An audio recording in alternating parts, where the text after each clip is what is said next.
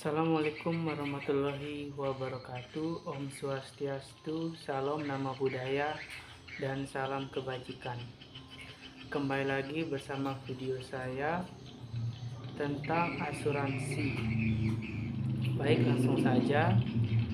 Dasar 246 KUHD Undang-Undang Nomor 2 Tahun 1992 tentang usaha peransuransian, perjanjian antara P dengan T untuk waktu tak pasti dengan membayar sesuatu unsur.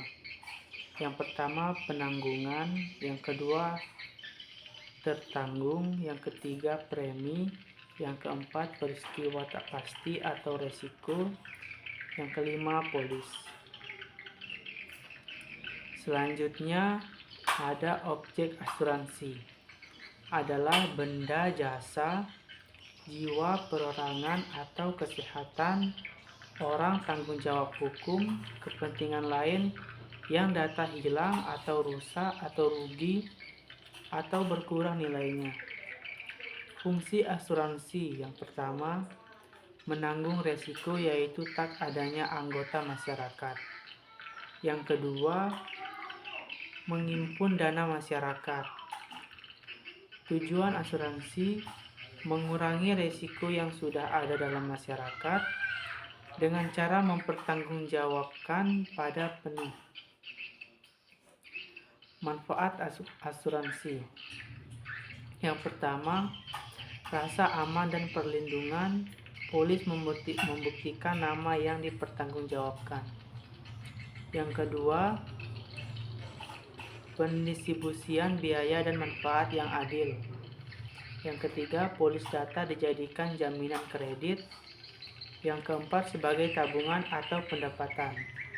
Yang kelima, alat penyebaran risiko. Yang terakhir, membantu meningkatkan kegiatan usaha dan dana. Risiko. Selanjutnya, risiko kemungkinan terjadinya hal-hal yang tak diinginkan yang menimbulkan kerugian. Cara penanggulangan atau menghindari risiko. Yang pertama, menghindari risiko risk of damage. Yang kedua, mengurangi risiko risk reduction. Yang ketiga, menahan risiko risk reduction. Yang keempat, membagi risiko risk sharing. Yang kelima, mentransfer risiko risk transfer. Klarifikasi perusahaan asuransi. Yang pertama, asuransi umum, kerugian, hak milik, kebakaran, dan lain-lain. Yang kedua, asuransi varia mengenai asuransi laut, kecelakaan, asuransi mobil, dan pencurian.